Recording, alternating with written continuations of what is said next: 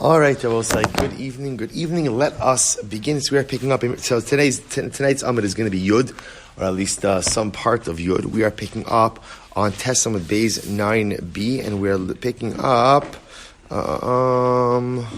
Michti. 6 lines up from the bottom, 9b. So Gemara says as follows. So Gemara says, Michti, Hai Yul Ratzonim Rifi. So remember, in yesterday's daf, we made reference to this idea that one recites this phrase, Yul Ratzonim Rifi, Ve'agyon li bilefanecha Hashem tzuri v'goali. So, which literally translated means, Yul Ratzonim Rifi Hashem, my words, the words of my mouth should be in accordance with your will. Where's actually in accordance with your will? So the Gemara says it's actually interesting. The Gemara says lebasof mashma meikara. So mashma meikara. So I'm sorry, mashma lebasof mashma leikara. So the Gemara says as follows. So what's interesting about this statement is, do you say it at the beginning of Shmona Esrei or the end of Shmona Esrei? Right? Because after all, again, it can kind of go on the beginning, kind of go on the end. After all, what you're saying is, Baruch Hu, my words should find favor with you. So maybe this should be recited before Shmona Esrei. Maybe after Shmona Esrei, to which the Gemara says, so my time but we know that we recite this phrase at the end of Shmona Esrei. Right? At the end, in other words, this is said after Sim Shalom, Hamvarech Esamo Yisrael Bas Shalom, then we say Yud L'Ratzon, and then Elokai Nitzar. So why did Chazal go ahead? Why did the rabbis institute at the end of Shmona Esrei? It's actually interesting. He says, Am Rabbi Yehuda, Breit Rabbi Shimon ben Bazi, Hovelo Amru David, Elo La'achar Yud Ches Parshios, Lefichach Takinu Rabbana La'achar Yud Ches Berachos. Since the phrase Yud L'Ratzon Rifi, which again appears in Sefer Tehillim, and when it appears in Sefer Tehillim, it appears in chapter 19 in Tehillim, so it comes after 18 chapters. So too again, when Chazal put it in Shmona Esrei, where do they put it? At the end of 18 brachos. Shmona Esrei is 18 brachos, so at the end of 18 brachos, they put in Yud L'Ratzon. Very beautiful idea. Okay, so the Gemara goes on. The Gemara says, good. So the Gemara says, Hani Yud Ches, but it's not really 18 kapit chapters of Tehillim. Rather, it's Yutas Avyon. It's really 19 chapters of Tehillim. To which the Gemara says, Ashrei Ish v'lamu rag shugayim chad parshehi. So the Gemara answers that the kapitlach of Ashrei Ha'ish and Lamu rag shugayim is in fact one chapter of Psalms. Okay, Damar Yehuda Rabbi Shimon ben Pazi, Kuf Gimel Parshos Amar David, V'lo Amar Halaluka, Ad Sherabim Apalasan Shal Risham. David HaMelech said 103 parshos of Tehillim, 103 chapters of Tehillim, but yet he did not say Hallelujah until he got up to the section about the downfall of the wicked. Shnei Amar, Yitamu Chatam Aretz Urishaim Od Einam, Barchi Nafshi As Hashem Hallelujah. Only after David HaMelech discusses, ultimately again, the disappearance of the wicked and the disappearance of the sinners, only then does he say Hallelujah. Well, it's interesting. It's interesting that there's this concept that on one hand, sometimes like we're taught that you have to accept some level of evil in this world and accept that evil exists. And then sometimes what we're taught is we have to do everything and anything within our power to eradicate evil. And it's this interesting balance. So like if you look at what David HaMelech says, Yitamu chatam min haaretz u'risha'im od einam. Ultimately, again, the goal is that the Risha'im are no longer. And only then, Barchi nafshi as Hashem hallelujah. Then my soul will bless Hashem, hallelujah. Hallelujah. Okay, interesting. So the Gemara says, Hani kuf gimel kuf dalin havyon. But it's not 103 chapters, 104 chapters. El shmamina, Ashrei Ish, V'lamu rag shugoyim, Chada Parshi. Rather, you see from here that again, those two kapitlach of Ashrei Ish and Lama rag shugoyim are in fact one chapter of Tehillim. The Amr Shalom Bar Nachmani, Amr Rabbi Yochanan, top of Yud, 10a, Kol Parsha Shahaisa Chaviva al David, any kapitel of Tehillim, which David HaMelech felt was special to him. Pasach Baba Ashrei V'siyam Baba Ashrei. He began it, he opened it with Ashrei, and he ended it with Ashrei. Pasach Ba'ashrei Dichsiv Ashrei Ha'ish, V'siyam Ba'ashrei Dichsiv Ashrei Kol Chosei Bo. So just an interesting idea that you find like these little I guess like you call it like breadcrumbs in Tehillim that of certain kapitlach that resonated, so to speak, with David HaMelech more, even though David HaMelech wrote them, but certain ones, spoke to him more. Anything that has Ashrei in it, that begins with Ashrei, ends with Ashrei, that shows that the kapitel contains a theme that is very special and unique to David HaMelech. Good. We'll say, now we come to a ridiculously amazing story. 10a, 4 lines down. Hano bar Yoni dahavi b'shvivusi Rabbi Meir. There were these bar yonim. Now, we'll say, how do you translate bar yonim? Rashi says pritzim. Right? Bar yonim are like ruffians, no good nicks, difficult people, but like not like annoying people, like people who really made Rabbi Meir's life miserable. Made his life miserable. So what happened? So Havakabai Rabbi Meir Rachami Iluye Kihechi Dilamusu. Rabbi Meir was davening that they should die. They should die. So there's a lot of discussions about this in general, about davening for people to die. We actually did this in Smichas Chaber the other week, about are you allowed to daven for someone who's very ill? Someone who's very ill. And let's say within the realm of medicine, there is no way to cure this person. And the person is suffering terribly. Are you allowed to daven for someone to die? Again, I'm not like in a spiteful way, right? But again, just, I don't want them to suffer anymore. So obviously it's a big machlokes haposkim. A big discussion about whether or not you actually that. But there is definitely a school of thought that says you're allowed to daven for someone to die, so that they should be released from their pain. So here it's interesting. Also, Rabbi Meir is davening for people to die because they were making his life miserable, causing him a lot of tsar. So watch this. Amrli Bruria Devisu. So Bruria, Rabbi Meir's wife, said to him, "My daitech." 1 second. So why are you davening for these people to die? Is it because Mishum Dechsiv Yitamu Chatoim? Are you basing on what David HaMelech says? Yitamu Chatoim min haaretz. Ultimately, again, the sinners should cease to exist from the world. So based on that, Rabbi Meir was saying, you see, even David HaMelech davens for the eradication of evil. So too, these people are evil. These people are evil. These people are making my throat. They're evil. So I'm davening for them to die. So Bria says, I don't know. Miksiv chotim chatoim ksiv. It's interesting. This is fascinating. David HaMelech doesn't say Yitamu chotim in ours. You see, chotim would mean sinners. Chatoim means sins. So David HaMelech is not davening for the sinners to die, but rather he's davening for the sins to disappear. We'll see what that means in just a moment. Furthermore, this is all Beria talking to her husband. Ba'od shafar l'sefer dekra. Furthermore, look at the end of the pasuk. They write urishaim od einam. The pasuk says once the chatoim are removed, the wicked are no longer. Now, what does that mean? So this is incredible. This is what Beria was saying to her husband. Kevan di tamu chatoim urishaim od einam. What Beria was telling her husband was as follows. Don't daven for these guys to die. Daven for them to do tshuva. What Beria was saying was people are inherently good.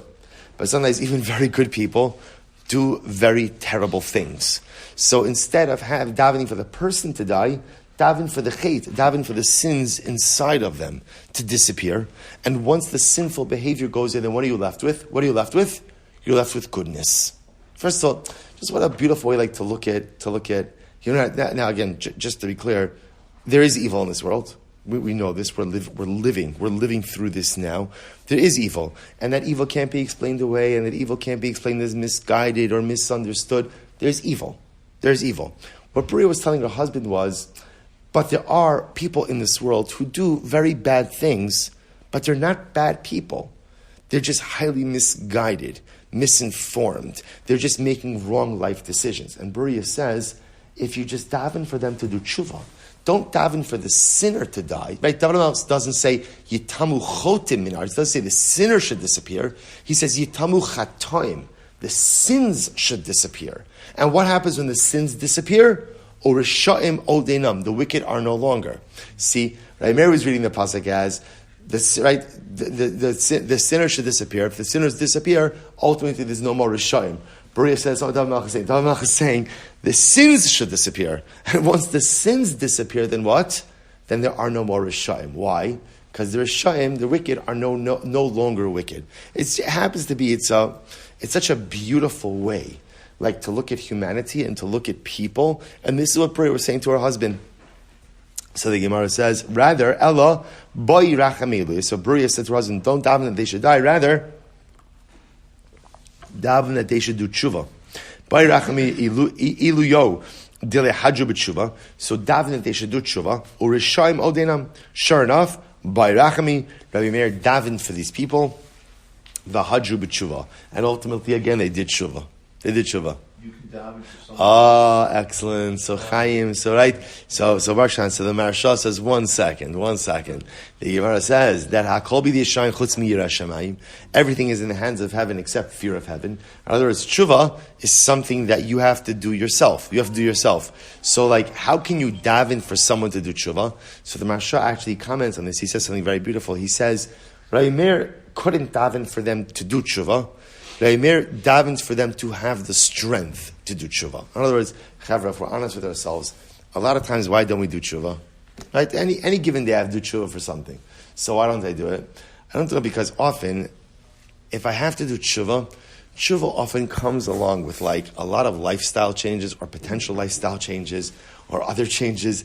And I'm not really ready to do that. I know that I have to. So a lot of times, tshuva doesn't happen because I don't have the strength to do it. The Maharsha says, Rabbi Meir was davening for these people to find the strength. He was davening for them to have strength to do tshuva. But the tshuva ultimately, again, was something that they had to go ahead and accomplish on their own. Incredible. Okay, well, very incredible story. So much to say about these Gemaras, but we'll go weiter. Amar la, hahu tzeduki lebruya. So listen to this. There was once a tzeduki who said, now remember again, who are the tzedukim? The tzedukim do not believe in Torah Sheba'al Peh. They do not believe in the oral law. Right? Remember again, we have two bodies of Judaic law. The written law, right? Chamishei Torah, and then we have Torah Sheba'al Peh, the oral law. Mishnah, Gemara, the halachas lamos Mishnah, Sanhedric law is given to Moshe Rabbeinu. The tzedukim didn't believe in that. All they believed was in Chumash. That's it. So there was one tzeduki came over to Beria and he said to her, Ksiv, the pasuk says, Rani akara lo yalada. So he quotes over here the pasuk. From Yeshaya, Rani akara lo yalada. So literally it means, sing out, O barren one who has not given birth. So the tzeduki says to Beria, I don't understand. Mishum de lo yalada Rani. Why would a woman who's barren be singing? Right? What is she singing? Amrale Shatya. So Beria said to the guy, you fool. Shafil Sefer Dikra. Go look at the end of the pasuk. Tichsev Kirabim b'nei Shomema mibnei Be'ula. Because there are more sons for the desolate woman than to the kept woman. Now, what does this mean? So the akara that the pasuk is referencing is actually someone herself who does have children. So the Gemara says as follows. So what does it mean ultimately again? So what does this mean? Amar Hashem. So Ella my akara. What is akara lo yalada? Rani knesses Yisrael shadom leisha akara shelo yalda banim legehenim kilasaychu. It's actually beautiful. So the pasuk that says Rani akara lo yalada means sing the barren woman who has not given birth. Not given birth to whom? Not given birth to children who are going to go to Gehenna. In other words, she's barren from wicked children. She's birthed, Baruch Hashem, many righteous children, but she's barren from wicked children, and because she's barren from wicked children, therefore what? Therefore she cries out in song. Beautiful, beautiful. There was another tztuki said Rabbi Avo. So the pasuk says, Mizmor LeDavid, Bevarcho mipnei Avshalom beno. The pasuk says, a song of David, when he ran away from Avshalom, his son. So remember again, we know the story, by the way. Avshalom was the son of David HaMelech who rebelled, and Avshalom again was ready to kill his father. David HaMelech would not fight his son, and so instead he chose to flee. Avshalom ultimately is defeated. But the Paz says as follows: Mizmor al David, a song of David, Bevarcho mipnei Avshalom beno, when he ran away from Avshalom his son. Uksiv LeDavid michtam Bevarcho mipnei Shalba ma'ara. So then there's another kapitel, and the kapitel says for David, a michtam, a composition, when he ran away from Shaul and hid in the cave.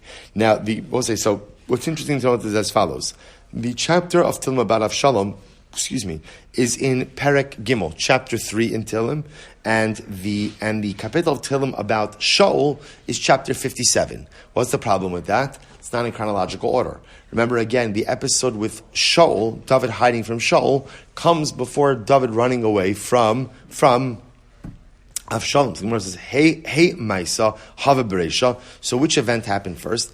Michti Maisa, Shaul Hava Bereisha. Right, the episode with Shaul happened first. If that's the case, Lichto Bereisha, why not write about the episode with Shaul first? Amrale ason delo darshisun smuchin kashiluchun. This is interesting. So remember again, the tzeduki is talking to Rabbi Abba. Rabbi Abba says, you tzedukim, you don't darshan smuchin. Smuchin means that we look at the juxtaposition. Juxtapositions are meaningful, and juxtapositions shed light on the entire subject matter. So listen to this. So you who don't darshan smuchin, it's a problem. Anon, the darshinon smuchin lo kashilon.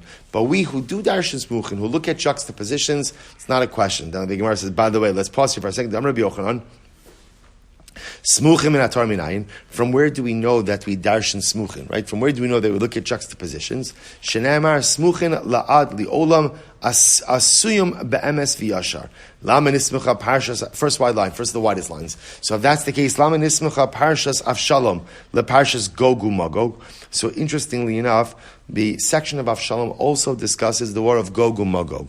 The war of Gogu Magog ultimately again is the war of good versus evil. Of good versus evil, where there's a rebellion of we'll call it the axis of evil in this world against the rulership of the Ribono Shel Olam.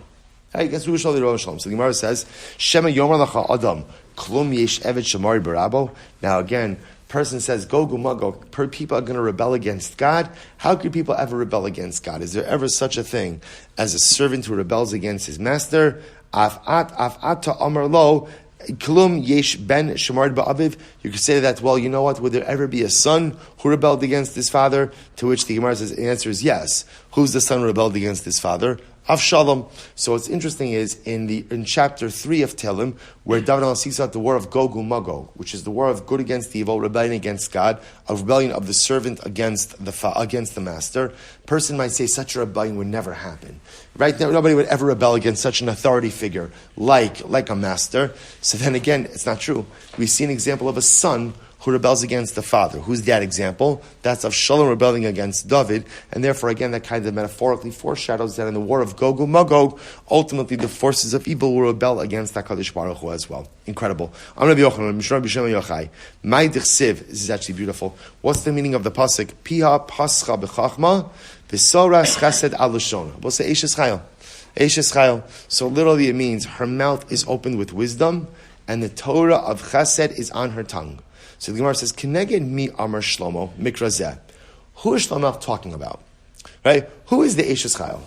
Who is the Eishes Chayil? Who is he talking about over here? So the Gemara says, "Lo Amru ele keneged David Aviv shedar b'chamisha olamim va'amar shira." This is beautiful. According to this approach in the Gemara, it's actually a reference to his father, to David HaMelech. David HaMelech lived in five worlds, and he sang to HaKadosh Baruch Hu, he sang praise to God in each of those five worlds. Dar b'mei imo, he lived in his mother's womb. Va'amar shira, he sang song Shneimar, Barchi nafshi as Hashem, v'chol kuravai es shem kadsho. Yatzela avira olam, David comes out into the world. V'nistakel b'kochav mazal, he looks at the heavens, right, and he sees the stars and the constellations. And what happens? Va'amar shira, he sang a song Shneimar, Baruch Hu Hashem Malachav Ki Borei Koach Osed Dvaro Lishmoa B'Kol Dvaro Baruch Hu Hashem Kol Tzeva'av. So beautiful. Yarak Mishtei Imo. David HaMelech nursed. He nursed from his mother. V'nistakel Bidadeha Va'amar Shira. And he looked at his mother while he was nursing, and he sang song Shnei Emar Baruch Nafshi Es Hashem V'al Tishkechi Kol Gimulav. Literally, again, my soul blesses Hashem, and Hashem, do not go ahead and forget all of those who depend on you. Amr Abiyavo, Shasala Dadayim b'makom bina. It's actually very beautiful that a mother nurses her child, right? So again, she nurses her child from the chest, the same area of the heart, which is a beautiful idea. So in other words, literally again, a mother, when she's conveying milk to her child, is not only giving sustenance, but is also conveying to him whatever is within the mother's heart. It's such a beautiful idea. Amar Yavo, Shasal Dadaim La Makom Mina. Taimamai, Amar Yehuda, Shekadesh Le Yistakel B'Makom Erva. Okay, in other words, why does the child nurse from the chest as opposed to somewhere else? In order that nursing should take place from a cleaner part of the body. Fine. Next, David HaMelech saw the downfall of the wicked. V'amar and he's saying song Shnei Amar, Yitamu Chatam Mira'aretz U'Rishaim Odenam Barchi Nafshi Es Hashem Haleluka. So remember again, each of these psukim really refer to different stages in life in which David HaMelech says. So what's incredible, by the way, is you see that David HaMelech is able to see God in every stage in life. He's able to see God in the in utero existence. He's able to see God in birth, able to see God ultimately in nursing, able to see God in the downfall of the wicked. Now watch this. Nistach B'yom HaMisa. David HaMelech saw prophetically the day of death. Va'amar Shir, and he sang a song about the day of death. Shnei Amar, Baruch nafshi es Hashem, my soul blesses Hashem. Hashem Elokai gadal tamod. Hashem, you are great. Hod v'hadar levashta. You go ahead and you clothe yourself literally again in hod and hadar, in grandeur and beauty. So my mashal yom is, how does this refer to the day of death? Rabbi Bar Shila Miseifa Dinyana, from the end of the pasuk Tchsev, Tastir panecha yibaleon. If you hide your face from us, Hashem, we will be afraid. Tosif rucham yigvon. Ultimately, again, if you collect the spirit, we expire. So the end of the pasuk is actually talking about death. It will say. So we're going to stop over here for tonight. But there's something very interesting, which is this idea that David HaMelech sang a song. The other ones all make sense, right? To sing a shira about the in utero experience, to sing shira about the power of nursing, the downfall of the wicked. Going to say sing mazalos, but why a song about the day of death? Right? It's such a strange thing. But we'll say, if you think about it, death is the greatest gift. It's actually incredible. We know this. We see this in Berachos. The Torah says at the end of creative process, the Torah says Hashem saw that all that He created, all the v'hinei tov ma'od, and it was very good. So the Medrash says, what's tov ma'od? Zeu hamisa. This refers to death. Death is called tov ma'od. Why? It makes a lot of sense. Imagine for a moment if you lived forever. What would happen if we were immortal? What would happen? First of all, can you imagine what your garage would look like if you were immortal, right? In other words, like we know how much we procrastinate, even though we know that we only have a relatively short amount of time on this earth. Imagine what procrastination would look like if we were immortal. Death is the greatest gift. Because what death says is my time here on this earth is finite and limited. And I do not know how much time I have. And because I don't know how much time I have, I need to make sure that I use every moment to its fullest. Death is a bracha. Death could also be tragic. But death is a bracha because it's actually the existence of death that really pushes us to maximize the way we live. So powerful is death that David HaMelech himself created a special shir, a special song for the day of death itself. All right, we'll say, Shkoyach. We'll pick up here. Everyone is invited to Chassidus shiur, which takes place in the base medrash. Shkoyach, everyone.